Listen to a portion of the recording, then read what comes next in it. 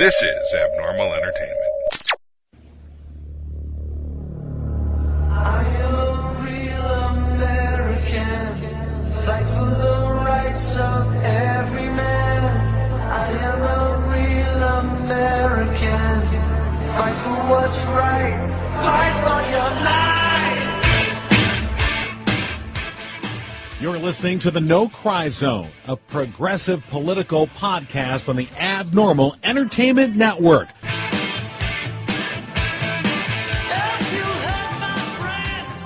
And welcome to the No Cry Zone.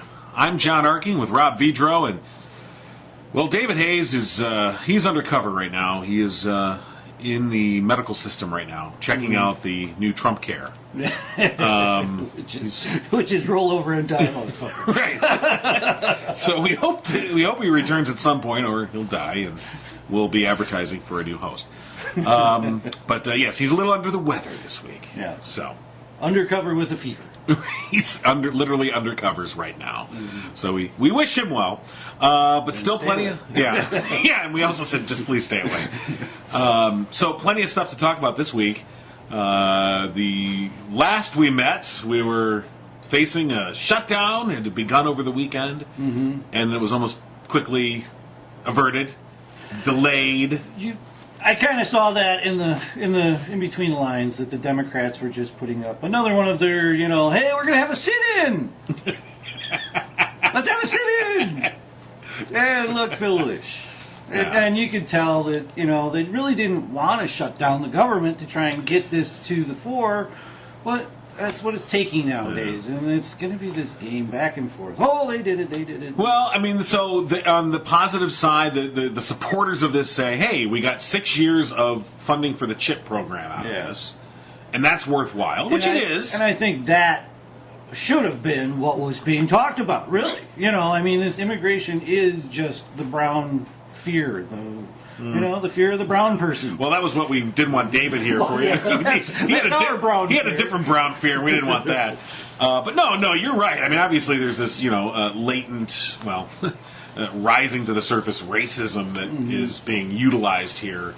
But the funding of the CHIP program, you're right. I mean, I think that's extremely important. So I give credit to Schumer and the Democrats for at least negotiating that. Now, they make the argument that they've only pushed off the funding issue till February 8th. They still have retained their same advantage in terms of DACA because the government has, they won't fund after February 8th if the Democrats don't agree.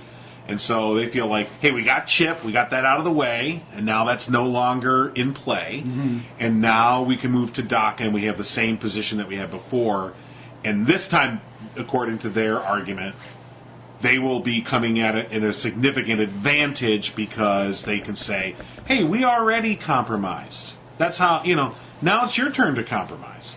Now that's their take on it. And really, when you are the party out of power, how much power do you really have in these things? And they really did, as far as they could, right? Got something at least, which is better than their sit-ins did. Right. Right. So I don't know. We'll see because the Trump is going to give his State of the Union this week. What we're hearing is that it's going to be very positive. Very bipartisan speech. He's going to talk to America to unite everybody. Shut up. But that's the take that he's going to try and pass off. That hey, everything's great. It's time for us to come together. And this is what I sort of talked about last week. I was worried about momentum. That by giving in here, which the Democrats did, and like I said, I give them credit for getting CHIP. Okay, good for you. 6 years is a decent funding interval. I mean, our government can't fund itself for more than 3 weeks at a time, so getting any program funded for 6 years, good job. But I feel like, you know what? You may have given the Republicans some momentum on this, and the president is going to give his State of the Union, and we'll see how it goes. But potentially he could roll some momentum out of that. And the landscape can change by the time we get to February 8th. Well, I mean, you hear it, you do hear it, the like you were talking before he was elected, that if he can get the short-term gains of a higher GDP and the stock market roaring, he's going to be hard to beat. I mean, it comes down to everybody is out for themselves, and when they are doing better, why do they care anything about who he molests, what bills he cares, as long as the stock market is going up and not going down? Most people are oblivious. Well, and I think this week, is it this week or next week, we're going to start, supposedly in your payroll check, you'll start to see some additional money because of the tax cut, which will take less federal dollars out of your paycheck. And so a lot of pro-Trump employers and Trump supporters in general are making a big deal out of that. Like, hey, you're going to start seeing extra money in your check. Go Trump, MAGA, you know. By the way, is it MAGA or MAGA? I hate both. Okay. To tell you the truth. I mean, we were great before Trump got there. Yeah, thank you. All right, just wondering, pronunciation-wise. So, yeah, you're right. And my counter to that is yes, we're getting our handful of shekels now. Okay, because we sold our soul. Right. And here's your shekels. Here you go. Ching, ching, ching, ching. Oh, look, I got some. Oh, yay. It's like the magic beans almost, except, these aren't going to grow to a beanstalk. And, we're getting a couple bucks up front. But the downturn that's years away, the economists, Nobel, winning laureate economists that... and you don't even need Nobel Prizes to do this, this mathematics, to see that we're going to pay a steep price for this short-term game that he's trying to gin up. It's not a very difficult game to see through, except for the people that don't want to see it. Mm-hmm. And that's most Americans, unfortunately. Well, and if a Democrat were to go into office and spend as much money as this man wants to spend, it would be the end of the world for a conservative. But the conservative right now is thinking, military, great.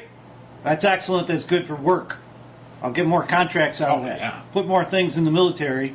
And then, lower taxes so that the stock market will bubble. Is essentially what it is. It's just a bubble. I mean, that's what happens when you monkey with economic things, is you get these bubbles and rises and slumps. And I think that, that is what the 1% wants.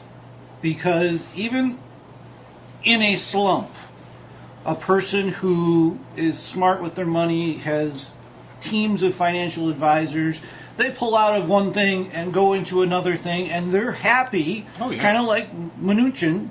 He was happy about the foreclosure of 2008. He became a billionaire during that time. It was a transfer of wealth. That's what that was. And that's how these things happen. Is they're not maniacal plans. They're not conspiracy theories.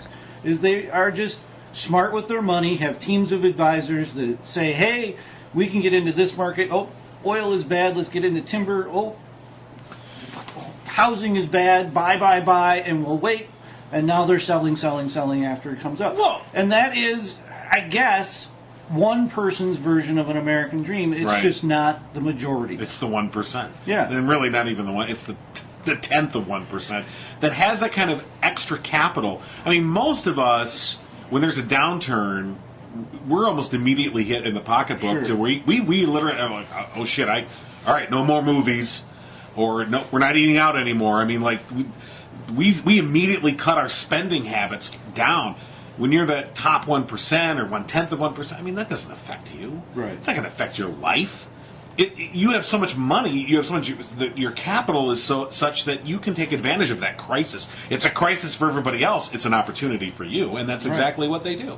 And think of 2008 kind of from a wider view as it was. I mean, it immediately hit middle class earners, lost their houses, lost their jobs, lost everything in the world to them, and because of the person in power was trying to do that on a gradual slope, bring that back gradually, which is what seems to be most Democrats try to do, is they try to nip the high and the low out of that curve. That's the policies but that was enough to make that 1% start screaming at the top of their lungs. Why are we going so slow? Why are we going so slow? And what we were trying to do is create a gradual upturn to bring things back so that there wasn't another bubble. And here we are trying to create that bubble again with the new leadership 8 years from now. Because, if it stays on this path, it will be hard to beat Trump. I don't care what Democrat you put up against him. It will be hard. And 8 years from now, things will be falling off the cliff again, and here comes the Democrat in to try and bring in clean up their mess, and try and make that gradual slope back up again, and we go repeat these cycles over and over and over and over. Well, you saw that, again, I mean, obviously, you saw that with Clinton. Mm-hmm. He came in, I mean, after 12 years of Republican economics, the economy was, had crashed, and 8 years, and boom years in the late 90s, of course, and then, here comes George W., and it's party time. And what happened during the Clinton years? The credit. People had such enormous amounts of credit. I'm not trying to, They went into debt like no tomorrow during those times because they were out of money. They needed credit, and Clinton was able to bring that credit back into play again, and brought down the price of credit. That's a good point because, credit, so to speak, where it's due. It was during the Clinton years, of course, that like Robert Rubin, who was the Treasury Secretary, and of course another Goldman Sachs wonder boy, who and his gang, that came in and erased all those lines, but that had been erected after the Great Depression between insurance and banks. They just they erased all those lines. Oh, we know what we're doing now. It's okay. Absolutely agreed. But so yes, that's true. But in the broader sense. Again, a Democratic president came in with a deficit, left with a surplus in Clinton, okay? 8 years of Bush, we leave with a huge deficit, and here comes Obama. Now, he didn't leave with a surplus, obviously, but the deficit was drastically reduced and the economy was pushed in the right direction. Mm-hmm. And, that's the thing about Obama especially, and we're only learning... You only begin to appreciate it now that it's over and gone, and what replaced it. But you can see that the slow, and I don't agree with everything Obama did economically, but generally I think it was a slow, steady, incremental plan, like you were just talking about, of we have to rebuild the economy, we have to rebuild the fundamentals, we have to make it slow. We're not going to. We're not going to see 4% GDP. We'll calm down. We just need to turn. First of all, we need to get people back to work. Yeah. That's the first thing. Actual people that are hurting. And Wall Street that was screaming. And we were talking in the first year, 2 years of his presidency, when that crisis was still going on. You had Wall Street screaming. Oh yeah. Because he was trying to give relief to people that didn't have a job. Mm-hmm. Trying to find a plan for them to so. And they we want our money, and you're like. Oh, remember how they were screaming about the stimulus package? Of course. That's exactly just what happened. I mean, the exact same thing just happened. It's just it's in the form of we're cutting taxes. You're going to get $1,500 off your thing, but the other guy at the other end is that percentage just makes him like jump for joy. He's like, oh my God, I get another 6%. I get 6% out of the millions that I make every year. That's incredible to him.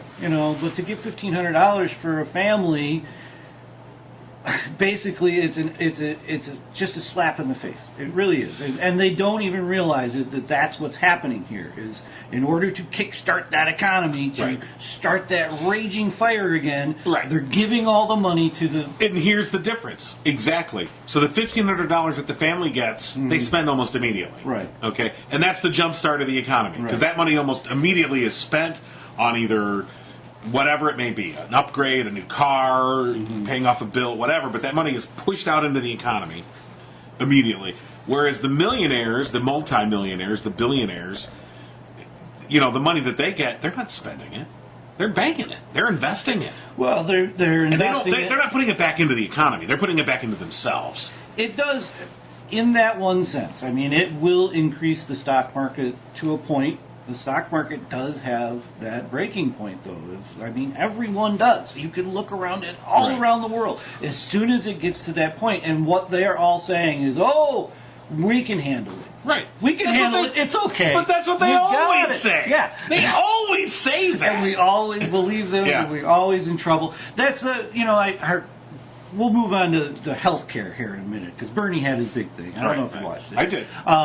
But the highlights. One of the healthcare issues out there with these damn people who are trying to utilize that system to increase the stock market, make things get on fire for the 1%.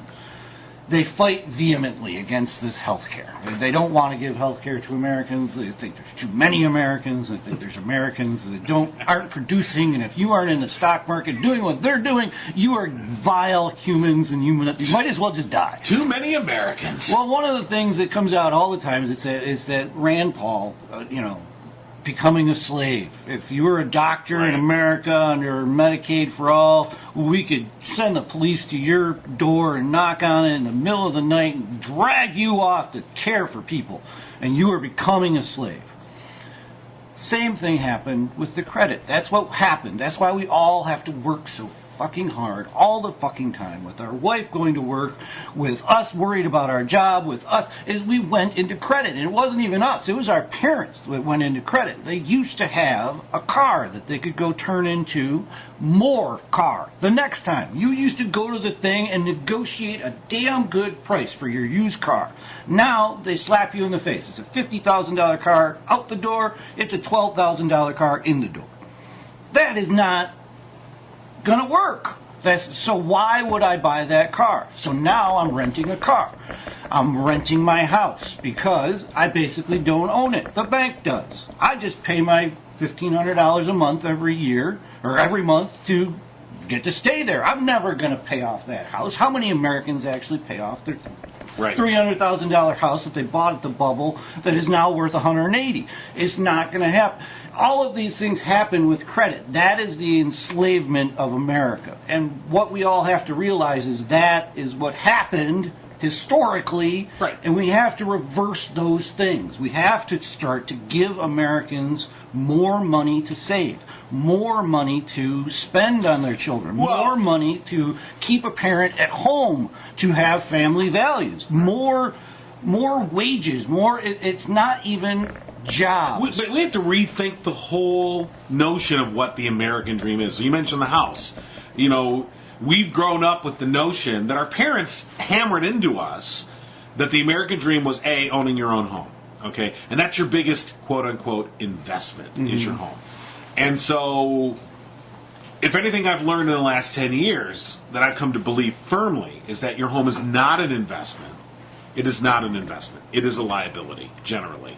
It's not much different than a car. Right. That you drive off the lot and it depreciates. Yes, you can see some appreciation in your home, but, to own a home is not the great American dream anymore. Because the expenses that go with owning a home and the contraction of our buying power, our earning power is decreasing while the expenses of these homes are going up. So that at a certain point, again, we fall into the credit trap of, I'll take out a home improvement loan on my house. And that guy is... I'll refinance. I just refinance. And it you do it because it's, the numbers are the numbers, and I just refinanced, all right?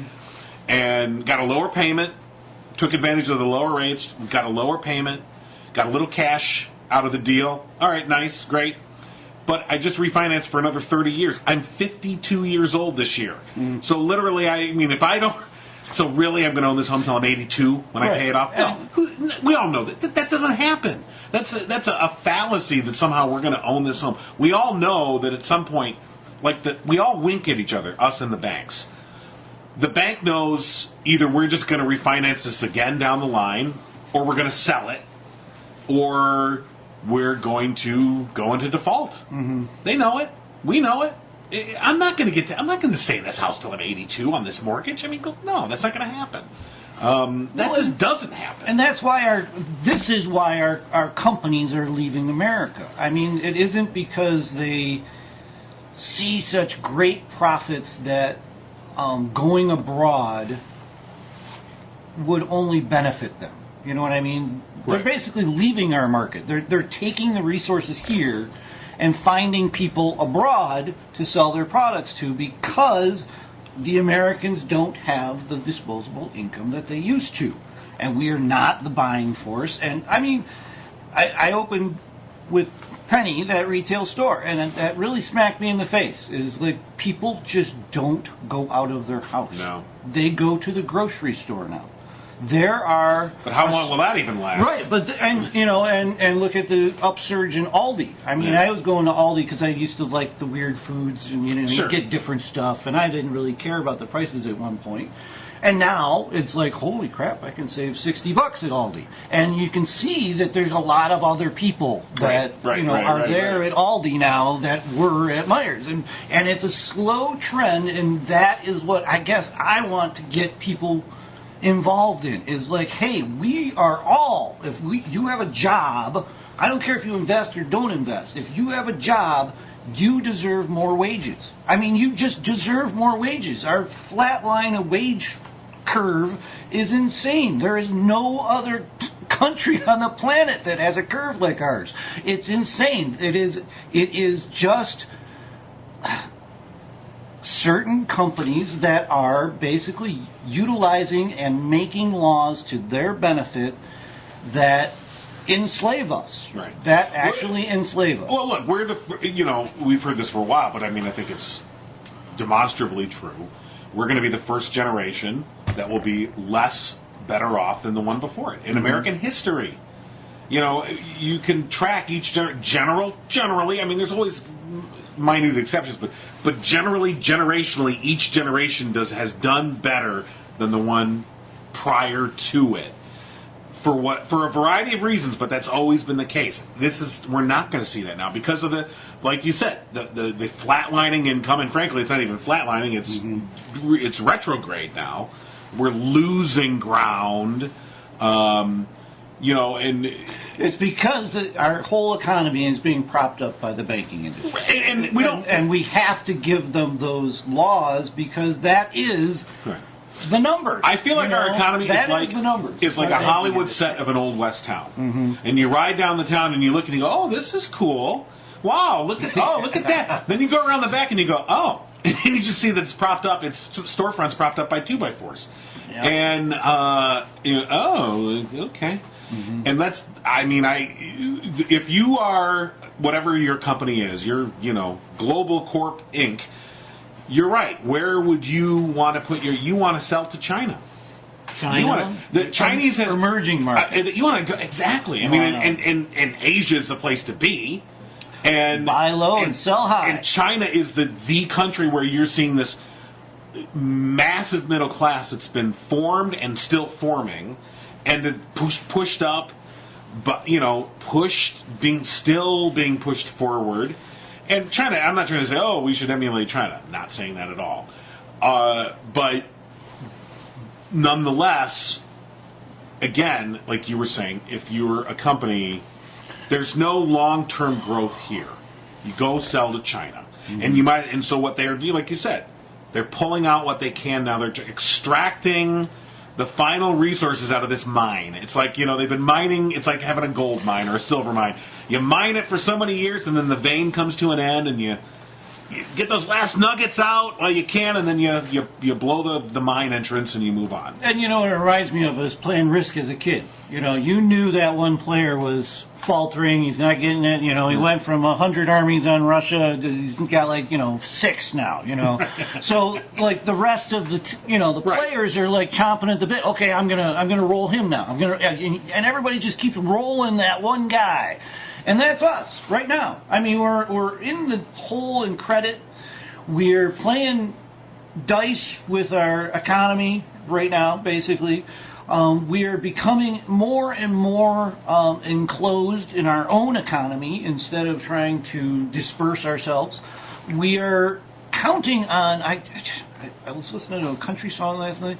Another one, brand new song about a coal miner and his dad, and he broke his back and can't run. I mean, this is 2017. Why do we still have people in coal mines breaking themselves in two? Why are we not taking as a society what is the biggest demand of the world and put our people towards that goal? Is it software? Is it computers? Is it anything? How about solar panels? Well, yeah, all other countries do this. China is the biggest solar panel. Steel. And what do? We're putting tariffs on solar panels, okay, at a time, and so the estimates are you're going to see a 23,000 job loss. I mean, that's the number that's been bandied about. Because of this tariff that we've slapped on these foreign solar panels, more people are employed in solar than in coal, by far. Coal is it's like you're saying, this notion that why are we still in a coal mine? I mean, it's ridiculous. Yeah, it's just such legacy thinking. That's a term I got out of sales at one point. Legacy thinking is you're trying to make the old thing work, right? When it isn't going to. It really is. It's like next we're just gonna be driving around in 67 Eldorados. Yeah, you know what I mean? We'll be Cuba. I mean, we will be. Russia will be imposing sanctions on us so that we cannot climb out of the gutter that we're in, and that's 50 years from now in my brain. If we don't reverse course, is somebody will be imposing sanctions on us. We won't be the one. Well, I mean, look, you've got Trump. I mean, he just went to Davos. The anti-globalist went to the globalist conference, and of course, he whined and schmoozed. And as it was pointed out, this is a conference that through the years has invited billionaires of all sorts. They've never invited Trump. Okay, when he was just Donald Trump developer. Never was he invited because they're like, stay away, toad. And now he's the president. Well, now we have to invite him, and he was welcomed with open arms, as they say. Well, yeah, because he's the president of the United States, and our economy is still something to be dealt with. I mean, I don't want to make it sound like it's nothing. It's just where it's tracking and the trends aren't good, and so here you have this anti-globalist at the globalist conference. And essentially, he's still trying to sell this America First notion. And I'm like, you're in front of a global crowd trying to sell America First. I mean, America's open for business. Yeah, America's always been open for business, you twit. Yeah. I mean, shut up. And at the same time, you have the TPP, which, again, never was a perfect arrangement, and we should have found some way to make it much better. But we withdrew from TPP, which was supposed to be this... was a bulwark against Chinese economic influence in the Pacific. Yep. We back out. The rest of the countries, they're like, well, I guess we're fucking moving forward. Yep. Because they're doing it. And now the TPP successor, it's got some different acronym, involves China. Yeah. Because they're like, well, shit, I guess we better cut a deal with China. So we've withdrawn from these leadership roles. And we somehow are under the assumption... I don't know. I mean, I just feel like they think like everyone's going to be begging us to come back. No, they're not. They're just going to move forward without us. I watched a TED Talk on the whole international trade thing, and that was the whole gist of the thing. It's like any country that decides they're going to do that, the rest of the world is just going to keep moving. They're not even going to look back. They're going to steal what they can from you and go about their business. And there is nothing. There are no products that don't depend on international trade. Yeah, I mean zero. I can't think of one. No, it's the same type of thinking, like the coal mine thinking. Yeah, the 67 Eldorado coal mine thing. I'm like, you're not going back. This nostalgia for what was, but doesn't make any fucking sense. Right. To me, and again, like I said, I pick a 67 Eldorado because when I think of that car, isn't that the front wheel drive one? Never liked that. Was it? I don't remember. Like, I just remember it's the size of an aircraft carrier. Go Coupe de Ville. That's okay. Well, either way, right. a car of that nature. All right. Okay. Just a Lincoln Continental, whatever. There you go. Just one of these boat cars. Yep. Just room galore. It's got 8-cylinder engine. 480 horsepower. Gets 8 miles to the gallon. And in 67, who cared? Gas was 33 cents a gallon. No one gave a shit. Yeah. And it was a tank, and that's great. It's not 1967 anymore. Right. Get out of 1967. Get out of 1957. Mm-hmm. Get out of the coal mines and park the El Dorado or the Coupe de Ville or whatever the hell it is. And join us in this world that we live in now, and this nostalgic thinking of trying to take it back to the way it was and ignore the world as it is now. Like you said, we live in a global economy, and there's no going back from that. To me, the global economy will end when civilization ends. Okay? We've progressed. As you've seen human civilization progress through history, and you track it, and you see all these different economic modes, and it's like almost a progression. It's almost like the evolutionary chart. If you watch the coming out of the ocean and the ape, and then finally the man, the economics are the same. They've evolved through time, and global trade is like the ultimate end point of that. There's no turning that around. And I feel like that these folks are thinking that somehow they can turn it around. You're not turning it around. Because like you just said, we can back out, yeah. Everyone else is moving forward. They're not going to back out with us. Everyone's not going to unilaterally decide it's 1932 again. And you can even go to something as recent as Affordable Care Act. We are not turning around from that point. I mean, even the biggest thing that happened on the planet was that in the Democratic sphere, and it was proven, I think, by the attempts to take it away, that the people want it. And to bring it back around to the healthcare thing, and Bernie, that is part of the slavery. That is to link that to your job, to link that to your employment, is only further enslaving you. You know what I mean? If you had that peace of mind that my basic care is, maybe it's not the gold plan. I don't even care if it's the gold plan. I can go to the hospital when I need to. I can go and get preventive care. My teeth hurt. My teeth are rotting. I mean, how many people do you walk around here in Howell? I mean, we got those Title VII schools, and we obviously have some financial issues here in this town. Wouldn't you love to just go help those people? I wish, because it's such a downturn on your psyche. It's the whole mindset of. We've heard this before. I mean, healthcare is a right; it is not a privilege. Just that basic distinction. The Republicans and conservatives and the 1%ers have successfully so far, although the cracks are beginning to show now, and I think with Obamacare and with what Bernie was talking about, the debate's changing now. But up till now, the debate has been healthcare is a privilege. That's how it's been portrayed. That's how it's been absorbed by the American. It is a privilege. We have to pay for it. If you want better healthcare, you have to pay more. That's how this works. Well, it's like anything else in this. You want better food, you pay more. You want a better house, you pay more for a better house. You want better healthcare, you pay more for better healthcare. To reframe the debate to it is a right. It is a right. So, for instance, electricity, utilities are regulated, highly regulated, so that they can't just jack up the power price. The power is, because power is not seen as a privilege. Electricity isn't a privilege. Mm-hmm. It's a right. It is a public utility. Yes, it costs money, but we're going to regulate how much it costs. Why should healthcare be any different? Mm-hmm. If bringing electricity to my house is considered a right, why isn't bringing healthcare to my family a right? Right. And that's where we're reframing the debate, and that's where I think Bernie, what he was talking about this week, and you watched more of it. Like I said, I saw highlights, so why don't you talk a bit more about that? Well, I mean, they had several segments to basically counter all of the scuttlebutt out there from the Republican, talking points, and what it gets down to is it's an in-depth proposal, and no system around the world is perfect, but each of them have a nugget that we can steal. Hey, that's a good idea, let's take that.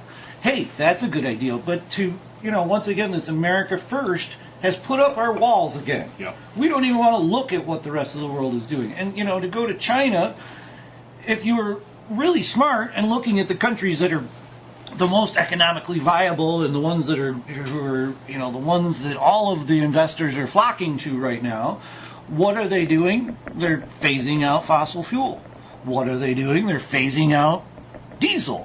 What are they doing? Starting solar to such an extent that they're going to flood the markets with it and do what most Asian countries do, is put their production to work at such rates that the rest of the world can't compete.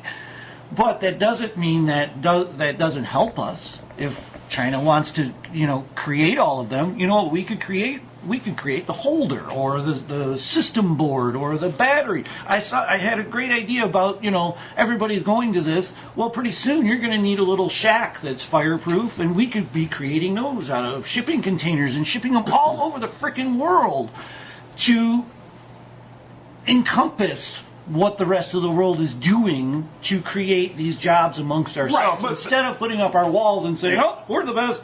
That's it. Right, because it's 1967. Yeah, it's 1967. We work in coal mines and we drive Eldorados. Yeah. And, right, so you're right. China is ready to flood the market because China jumped on this and invested in it. Yeah. I mean, you had the government invested economy, and no one is suggesting that we have a planned economy or anything of that nature. But there's no reason, and we've done this in the past to great effect, to the great benefit. When you have the government investing in the country via research and development, putting money towards, tax breaks towards particular industries that need a boost. There's ways to do this, and yet we don't. No, we don't. We're not going to invest. Even building our own infrastructure. Mm-hmm. I mean, we're not. Our infrastructure is crumbling, and we're doing really nothing about it. It's only getting worse. That was one of the biggest things about Amazon. I think it was Amazon that is shopping around right now, I believe. So. Oh, for a second headquarters. Yeah, for second headquarters. Right. That was one of the big things about them not even considering Michigan. Right. Our infrastructure. Why would you? Yeah, our infrastructure, our airports, our everything is just crap. Right. People don't realize that China or not even China. Let's not even go to China. You know who is just going off the charts right now? Australia. People just like us talk a little funny, but they tax the heaviest. They regulate guns. They put their government in the middle of all kinds of different things that we don't put our government in the middle of. And they're still, little island all off by themselves without much resources, still doing gangbusters. And one of the big things there is they have a universal health care. It's one of the things that you aren't enslaved by. You don't have to stay in your job because you hate it, because you have good bennies. You can move around. And that benefits everyone. Right. And you can't, and we're so... You can put your... Two members of the choir preaching to each other. Well, you can put your actual talents to work. Right. You know what I mean? And people who are engaged and happy about their work are going to produce better things, going to produce more things, going to produce things that the rest of the world wants and wants to give us money for. And that's all true. And I think, but you hit upon the thing of that I think is probably more key. When healthcare is no longer an issue, in other words, you're going to get healthcare no matter what. That's not. We're taking that off the board in terms of employment. You are no longer tied to a particular job or industry because, well, I got kids, they've got a good benefit plan. How many people have a job they don't want or they wish they could get out of, but it has decent benefits, and well, fuck, I'd be an idiot to leave this job. Right. It's got decent. I got kids. It's got good health care. I can't leave this job. Take that off the table, and that's no longer tying you down. When you think about if you're freeing up that creativity, I mean, you are loosening. It's like unpopping the genie, letting the genie out of the bottle. In terms of when you let that creativity then spread, then businesses will be able to rise or fall based on the talent that they can attract, and they're not going to attract them by good benefits. They're going to attract them by we have, you believe in our mission, you believe in our product, whatever it is. I just feel like if you can free that up, you are letting loose the juices that will, stimulate the engine to move forward. We did that at the end of World War II. Mm-hmm. We did that in World War II and out of World War II. GI Bill. Of exactly the GI Bill. Mm-hmm. And by taking an entire class of people that otherwise never would have gone to college.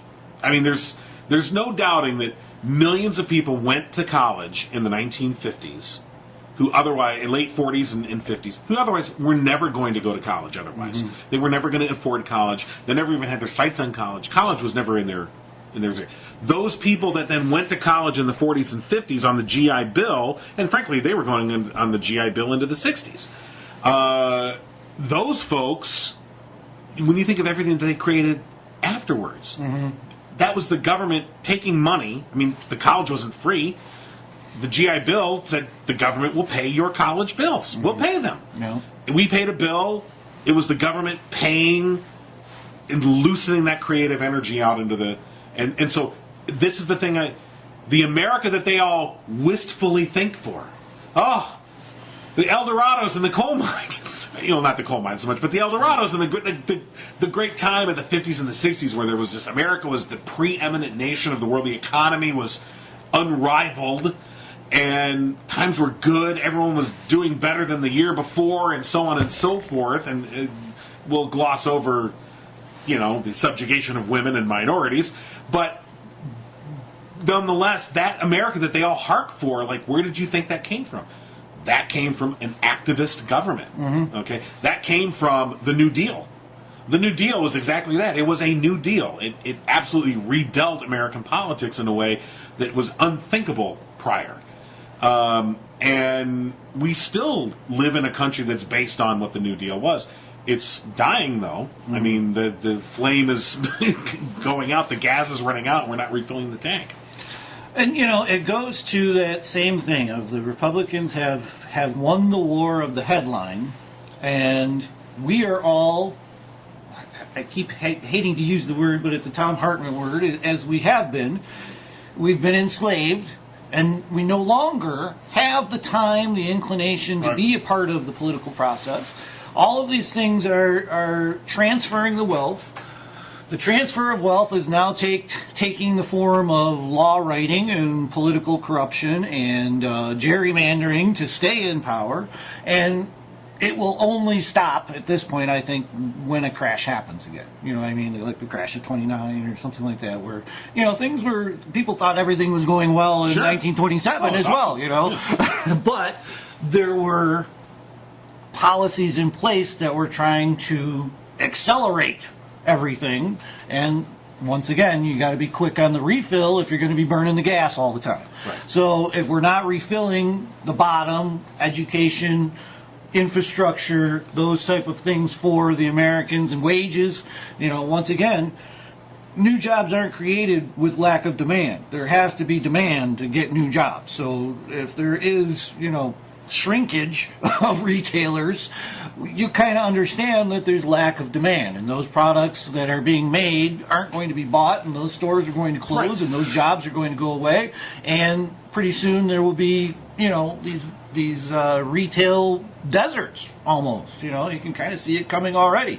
Of these giant malls and strip malls with one or two stores. They used to have big ones.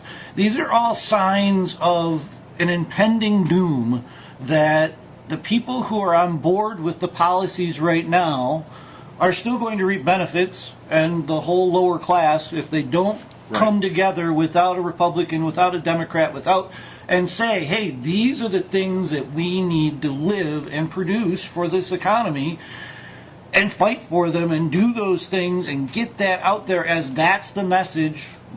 It is almost like a class warfare now. It really, to me, they turn it into a class warfare. Well, of course they do. Yeah, and the elites have always done that. Mm-hmm. And yet, okay, so talk about Amazon.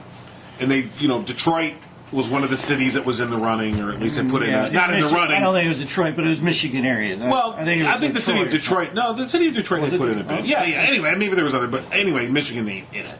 And you're right. One of the things was Amazon was like, well, no, we're not coming to a state or city that has crumbling infrastructure. No thanks. Another thing, now they never said this, but the analysis of where they are heading was another thing was education. Your schools suck. Yeah. The schools suck in Michigan. We have one of the worst state educational systems in the country. Yeah. We do. People in Michigan, you tell that to people and they look at you like, what are you talking about? Yeah, look at the numbers. Our educational system sucks here.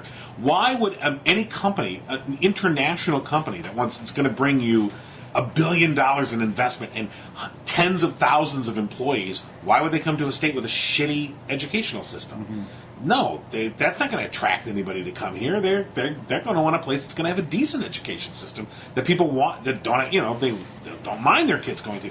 So the thing is that we have not invested in education as a state, as a nation. But just looking here at Michigan, we've not invested in our educational system. We've let it stagnate, and we've deprived it of cash slowly but surely. Mm-hmm. We've proliferated charter schools beyond any useful or positive, point. That now they're just, really robbing the public schools of this cash. And we are suffering as a state in a way because we will not invest in the things that we know. We all know it, but no one wants to admit it. Mm-hmm. You have to invest in something like education. You have to invest in infrastructure. Investing in these things means you're going to be putting money into them for a while without money coming out of them for a while. The money will come out of that later. Mm-hmm. And that's what we have this quarterly, what's the next quarter? I need the next quarter's earnings. We can't think long term. China is a country, Australia, these are countries that obviously have the ability to think long term. How do let's make an investment now that will pay off in 10 years. Right. Not 10 weeks.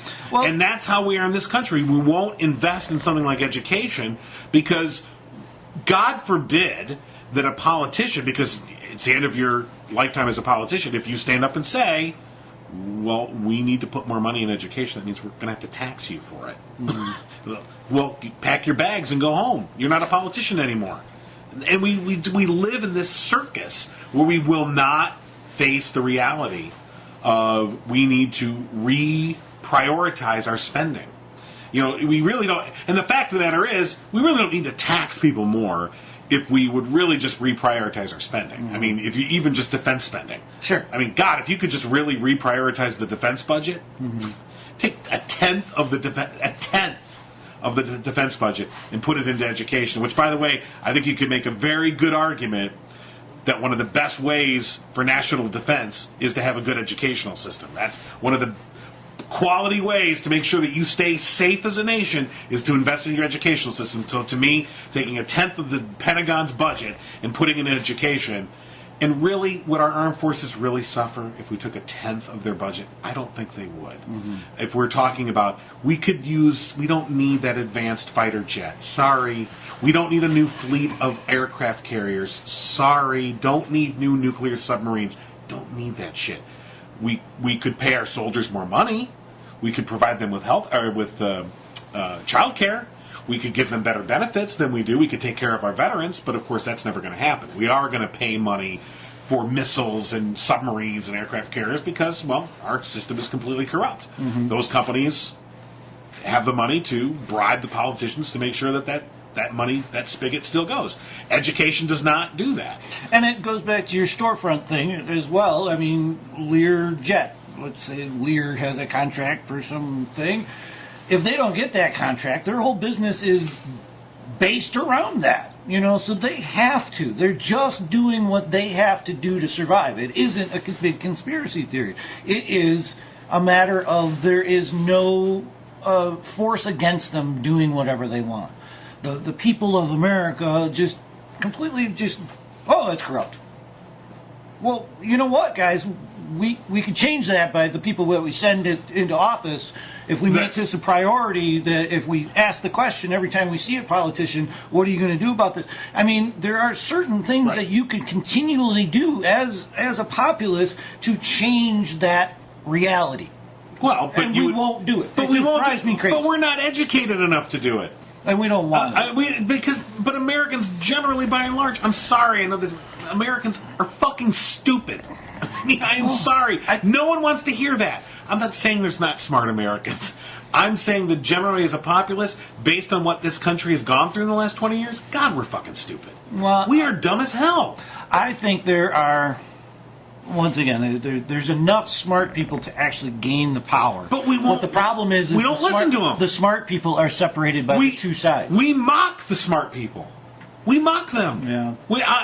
Nobel laureate. Well, okay, they're intellectual. I mean, intellectual is a bad word now.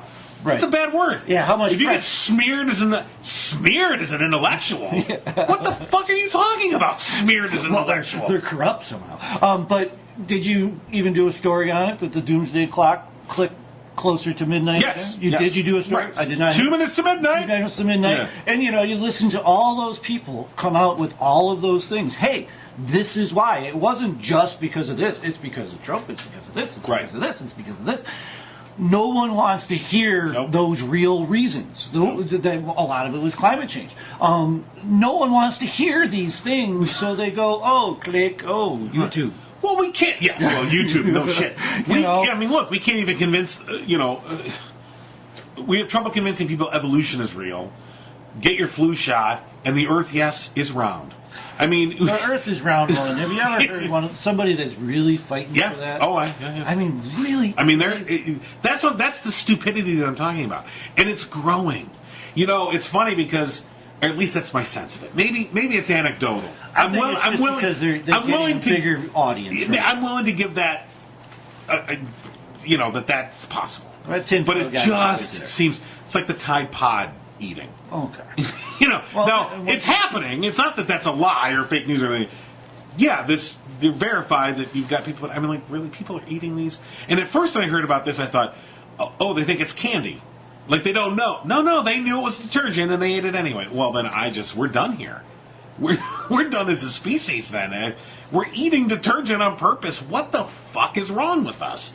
Now, I get that's a leap. But the point remains the same. The smarter we get, quote unquote, making finger quotes here, God, we get stupider and stupider each year. The internet has done the exact opposite of what it was intended to do. It's flooded us with too much information now so that nothing means anything. Mm-hmm. And the stupidest, idiotic idea now has a megaphone to people who aren't educated. Okay? Maybe they went to school, but they're not educated. Because they don't learn logical thinking, they don't learn critical thinking, and they can't discern, well, that's stupid. That doesn't make any freaking sense. And no one has that ability to do that anymore. I mean, less and less people do, or let's put it that way. And these are the, I mean, we can talk about economics, we can talk about healthcare, we can talk about world affairs. The real problem, this is to me the real problem that's gurgling underneath, not just in the United States, but across the Western world at least, of this growing, I don't know, anti-intellectualism, I guess, if you're going to slap a name on it. We deride experts.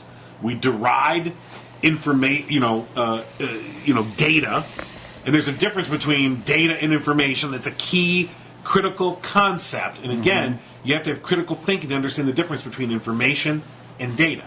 We deride data. We absorb information, but we ignore data. And we don't like data because data usually, or many times, runs against what our instinct wants to tell us. It's counter-intuitive to what we think is true, and we don't let data guide us. No, we just call it fake news and we move forward. This is the real problem. I mean, so other things that we're talking about here, yeah, big problems. But I just feel like this is the bigger problem that's brewing underneath it all. That's causing it. And I don't know. I see it in ways that I was reading an article. It was in the New York Times talking about Bitcoin and the technology used. And it was a fascinating article, And it explained in a way that I finally understood, like, how Bitcoin works. I mean, I had heard something, I generally understood. This article did a good job of really kind of nailing out how Bitcoin works. But more importantly, what the article was really talking about was the technology behind Bitcoin. Bitcoin itself is a fad that probably will fade and go away. And there'll be a time in the future where Bitcoin will be like Rubik's Cube and the pet rock. But the technology, the blockchain technology that Bitcoin uses is fascinating because, at least this article was postulating, it has the ability to get us back to get the internet back to what it was supposed to be. You know, the internet, when it was created in the 60s and 70s by academics, they're smart. They created the internet. Everything was open sourced. And that's the foundation of the internet we use today. So email is open sourced, HTTP, the HTTP protocol, all open sourced. Okay, in other words, it's all open to everybody. You can see the code. The code is not hidden. It's fully available to everybody for free. It was designed to be that way. Yep. That changed beginning in the 80s and especially into the 90s when people go, oh, I can make money with this. Ooh. Then became proprietary. And the second layer of internet was slapped down on top of this free layer. That's the layer we have now of the secondary proprietary internet was slapped on top of it, and it uses proprietary closed systems. It's closed source. Facebook owns their sourcing. They're not going to give it to you. They own your information. They give you a service, such as it were, and in exchange, you give them their data. You give them your data, which they then use to great effect or ill effect. And this article was talking about how this technology, this blockchain technology, has the ability to perhaps return the internet in a way to its original form, which it was supposed to be a way in which we could connect globally in a positive way. We could share information that would be universally kind of accepted.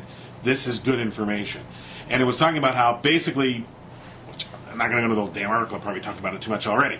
I see your eyes glazing over as we speak. No. I'm with you. But I can't make the leap. Because it was talking about how the blockchain technology it's because it uses cryptography. It uses the theories of cryptography. We can reclaim our identities. Right now on the internet, because of the proprietary internet, we can pretend to be someone we're not. That's why we get hacked. That's why we get scammed, because someone can pretend to be someone they're not. That's how we get fake news. Because somebody can pretend to be, I'm a reputable news source. Really, I'm not. Here's this shit. And so the blockchain technology was a way, because right now it's used to verify financial transactions. That's how Bitcoin works. It makes sure that everybody agrees this financial transaction is real and it is certain. That Bob gave Linda $50. Bob agrees that he gave Linda $50. Linda agrees she got $50 from Bob. And everybody else can see this transaction. And they know, factual, because of the cryptography that's used, Bob is Bob, Linda is Linda, the $50 is the $50. And by using that, we can reclaim our identity on the internet. And the article went on and on, but it was interesting talking about how having that ability to sort of, in a way, reclaim the internet so that it's not proprietary, that it would move it back to open sourcing, because the cryptography, it's open source in the sense that no one can fake it. No one can fake, and if we have faith that what I'm seeing is real, and I know it is because mathematics, data has proven it to be so. It is virtually, as in the word I keep seeing is infeasible. I thought that was an interesting word. Yeah. It's not impossible. It's infeasible in the sense that, yes, someone could crack the blockchain technology, but they'd have to use all the computing power on the planet for 10 straight years. So technically it could happen, but it ain't going to happen. It's infeasible. So it's infeasible to crack this cryptography. Anyway, the whole point of this is that I think the ill of our current age that prevents us from doing the right things, prevents us from making investments in infrastructure, making investments in education because we know them to be true. the reason a large part of that is because the disinformation campaign that's been pushed out there by the 1%. They've looked to they reframe everything in ways that we go, oh, so the current debate over immigration. Interesting point. In fact, I'll try and bring this around here. So we hear the term chain migration. Have you heard this phrase? Chain migration. And they're saying, oh, we got to get rid of this chain migration. Well, chain migration, that's not a real it's not a real term in terms of the law. You don't see the word chain migration in the law. You know what it says? It's called family reunification. Right. That's what chain migration is. The conservatives, the anti-immigration crowd, has rebranded it as, they call it chain migration. But chain migration is called America. Yeah. Okay? That's what America's been. Papa comes over here, gets a job, saves his money, he brings Mama and the kids over. Mama and the kids, then they bring Uncle Leo and whatever. And that's what change. So these rebranding words that we allow, this disinformation that we allow, that we're unaware of. It's not even that we allow it. We're unaware of it. And the disinformation that immigrants are somehow not a help at all. Right. You know what I mean? That's the true disinformation there, is that they are somehow evil, that they are coming here in hordes, undocumented, and that they have no skills, and they're going to be on our welfare, and we give them money. Oh my God, we give them money just to come here. Yes, that's what you do once they're here, because they're here already, and it costs more money, basically, to kick them out. You got to send them through a whole process, and you got to kick them out to see if they had a chance, if they could be a part of our community, right. If they could be a working, feasible part of our society, because there are needs that, I hate to say this to you, but a Wall Street guy is not going out to the fields. He's not going to do that. It takes people from different upbringings to understand that this job is great as compared to the Wall Street guy nuclear thing. Yeah. He's not the only one that's not going out to the fields. I'm not going out to the fields either. Well, I can say I honestly would if I had to, if I didn't have a skill, but we have all had the benefit of democratic policy all our life, and now we're getting to that point where we are on a free-for-all. I mean, really, every kid's walking out of college with $50,000 in debt if you didn't go there on a scholarship. If you are trying to, $50,000 is a big deal. My parents' first house was $40,000. You're walking out, you don't have dick all nothing. Right. Except for a good time. And again, okay, and you're again, $50,000 in debt. What are you going to do? All right, all right, excellent point. I'm glad you brought that up. So at the beginning, you're talking about the enslavement of credit. Right. So there you go. College graduate comes out. I have my new degree in something positive. I mean, not business, but not that you know what I'm saying. But something like biomechanical engineering. I'm going to go change the world. I've got this, but I got this debt. It's like I really want to go work for them, but I can't because they're not really. Because I'd have to kind of work my way up and kind of take like a work internship thing to work my way in. So I'll take this shitty job. That I really don't like and really isn't very productive because it pays better and I got to pay off this debt. In other words, the debt has held them back from doing what they want to do. In other words, as I was saying before, it has constrained the forces of creativity. It doesn't allow them to move freely where they want to go. Intellect and creativity should be allowed to flow like water. It should flow where it wants to flow. Water flows where it wants to flow. Let creativity and intellect flow where it wants to flow. It can't if it's held back by debt. Right. And coming out of college, it is held back by debt.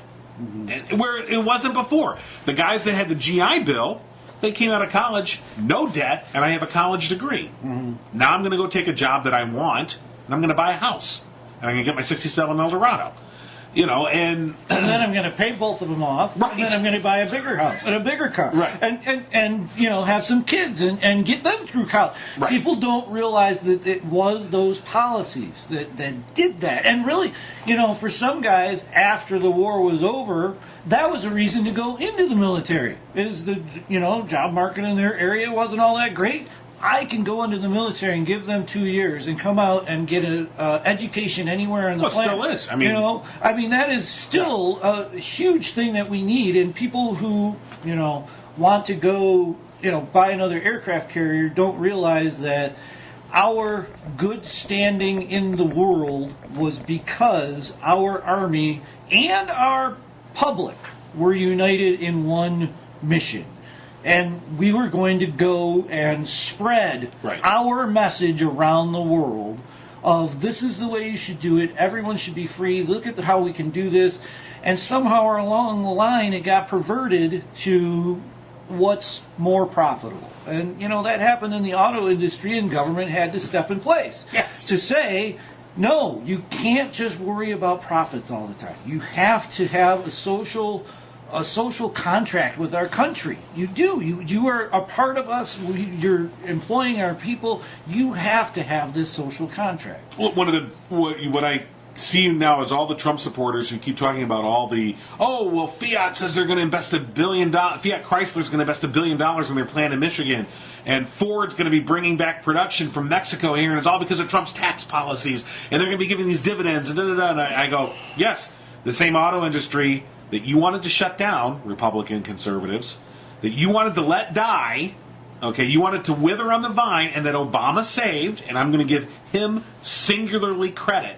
Well, it's not. He took a lot of shit for that. He could have very easily said, "Let it go. Mm-hmm. I got to let it go." And he took the He took the political hit of we can't let it go because not only are those people going to be thrown out of work, all the suppliers are going to be thrown out of work, and everybody that, all the restaurants, on and on and on. The ripple effect of the economy would have been tremendous. And the fact that the conservatives that were so eager, when you think back, you had Mitt Romney writing his, Drop Dead Detroit, editorial in the New York Times. They were so eager to. Here's the guy. He's the son of a car company president.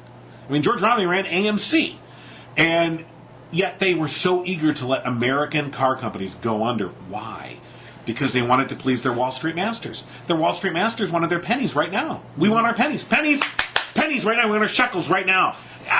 Dollars later, whatever. Dollars. I want pennies now. Well, that's America. That's America right now. With our hand out going, I want my pennies right now. Well, there's another handout waiting because of their crazy deal that they got going on. They're buying up junk bonds. They're buying up bullshit that they know is that Old West facade. That is the banking industry as well. Is they got to have it coming as fast. I don't know. You can see that just from I remember my parents when they would put in their paycheck and write a check. That paycheck went in that day, and you had float on your check. Right. It is absolutely reversed now. If you look at how your transactions work in your bank now, your outgoing hits immediately. Absolutely. And your incoming takes a day to 3. Yep. And that's what they're doing there. That is the Old West facade. They need it faster coming in. For sure. Because there's people coming at them just as fast. Right. And that is what we're spinning around, and we don't realize that it's just dumb money that we're spending. Right. I hate to go back to China, but China, if they see a smart kid going through school, they will take government dollars and go put him somewhere in a lab, or you're talking about biomechanics or something like that. They'll take him and they'll give him dollars. Oh, see what the inspiration does in this kid. Oh my God, go! Whereas we will put that kid in debt and make him go work on the line somewhere or in a job that, making glue. He's a biochemist, but he's going to go make glue for the automotive industry for the first 10 years of his career. Right. Instead of, and then by that time, the spark is gone and he just wants to keep his house so he can take another job. We don't put the smart money down on any one of our problems. No. We don't. And that's healthcare, that's our employment. We just don't put that. It's our education. We wait. We wait until David sees them in college to realize, hey, you know what? This kid doesn't really know English 101.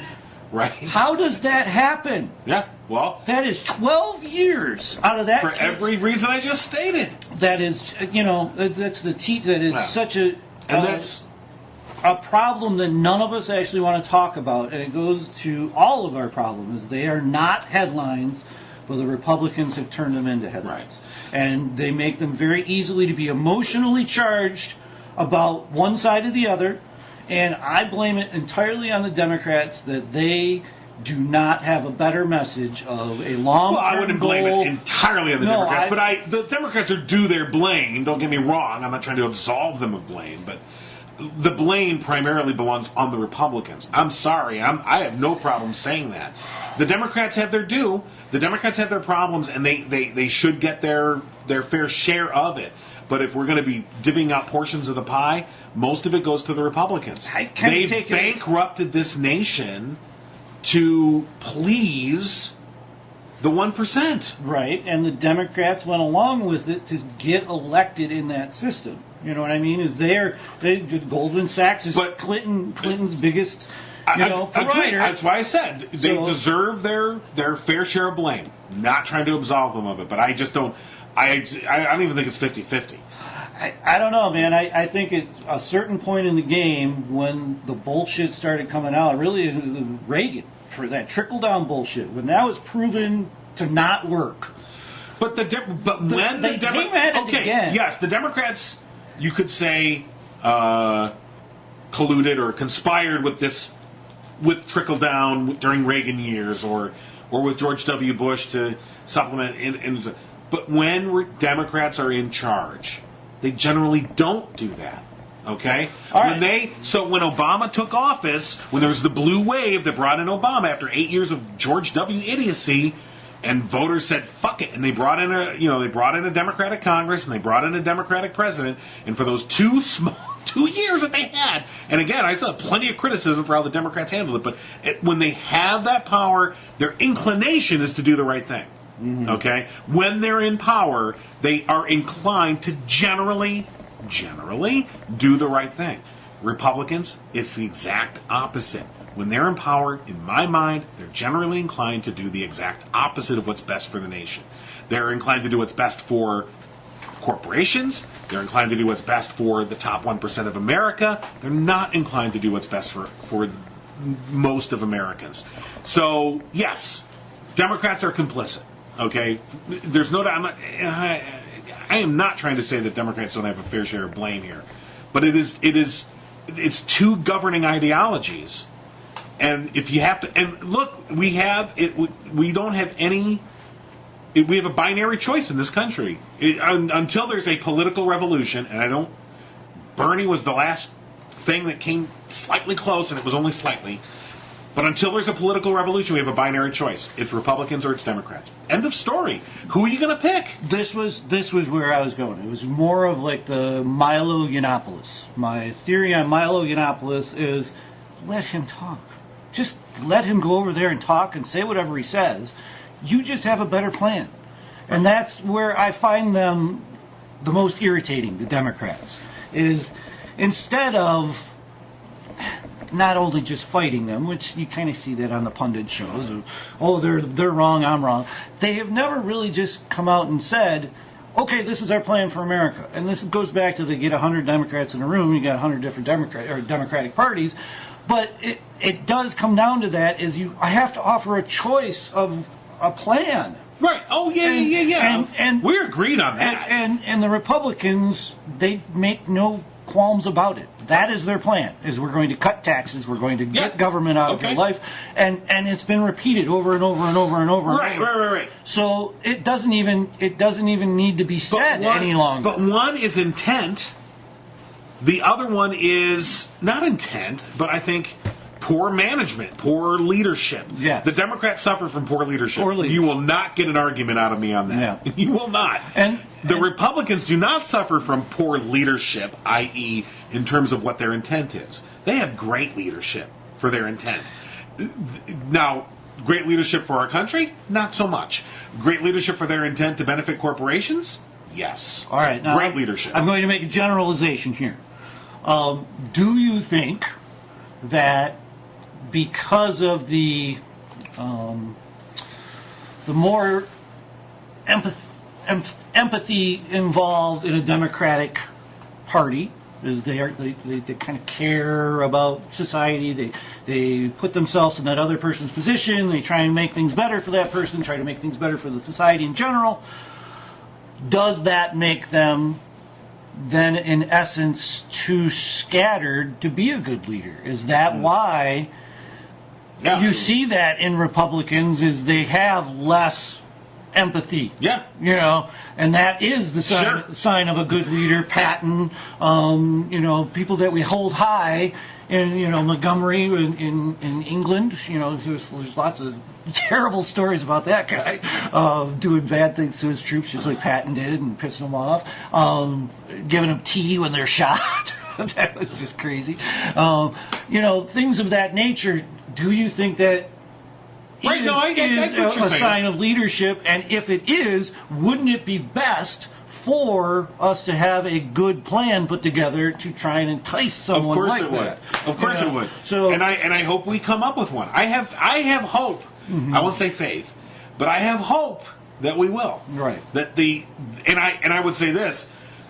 My hope is buoyed by the complete idiocy and infuriating racist fuckwadism, thank you, trademarked, that we see from the Trump administration, that somehow that the reaction to that will hopefully, maybe, fingers crossed, produce a plan. Yeah. I don't see it yet. And so I have hope, but I'm also realistic. I'm not naive. Yeah. And, you know, I'm with you. 6 months ago, I was waiting for Trump to be hauled out of the White House in cuffs, and I was like, oh, there's no way he'll even make his 4 years. Now it's like, well, not only will he make his 4 years, I'm with you. There's a better to even chance that he'll be reelected. I think any Democrat or progressive that is like, oh hell, that'll never happen. Yeah. I mean, there are so many variables involved with that. Yeah, I agree. But to say it's impossible. Yeah, Mueller is the biggest variable there. No one really knows what Mueller is all about. I'm putting that to the side. Yeah. Putting that to the side. Unless that turns into something. But it may not either. I mean, I'm willing to accept that may not turn into anything. Well, that it gets twisted again, just like the true matter. Either for whatever reason, it doesn't turn into right, and it's already, you know. But the Americans are, yes, again, dumb enough to vote for this guy. Right. Again. Well, and it's if we're getting a couple of pennies in our hand now, yeah, sure. Yeah, it's just not the smart money. You know what I mean? Once again, we don't care. I got some pennies in my hand right now. Yeah. You know, I can pay my rent. Look, they've done the psychological profile test where they say to somebody, you know, they do these, you know, randomized tests where they say, if you do this now, I'll pay you a dime. Or if you do this now and wait a day, I'll pay you a quarter. And generally, psychologically, people take the dime right now. Even though they know, in a day I get a quarter. I do the same amount of work, I just have to wait a day. Or whatever the time period is. People do, no, I'll take my dime now. Okay. That's human nature. I mean, that's not even America. That's just human nature. But our political system is unfortunately caters to that kind of thinking. It doesn't try and counteract it. It doesn't try to inform it. It doesn't try to grow it. It caters to it. And that's what's wrong. I mean, well, it caters to it because of the way that we're elected. Yeah. I mean, we got big problems. I mean, in the whole system. It caters to that because, you know, the system is rotten. And if I could wave the wand and have a political revolution, we'd have one. But no one seems interested. Not no one. Not enough people seem interested in it. They really aren't. The women sure are. By the way, we were wrong. Did you see the numbers on that? They outdid the numbers. I saw that. We were just completely wrong on that. Well, imagine that's amazing. A bunch of white guys that were wrong. Mr. Wrong.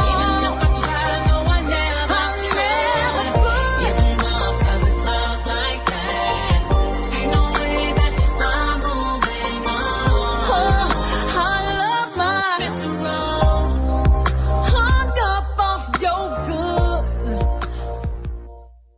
Subscribe to the No Cry Zone on iTunes and Stitcher and at abnormalentertainment.com/No Cry Zone. Find the No Cry Zone on Facebook and tweet at No Cry Zone. Email nocryzonepodcast@gmail.com. And for more podcasts, comics, books, movies, and more, head to abnormalentertainment.com. You've been listening to the Abnormal Entertainment Network.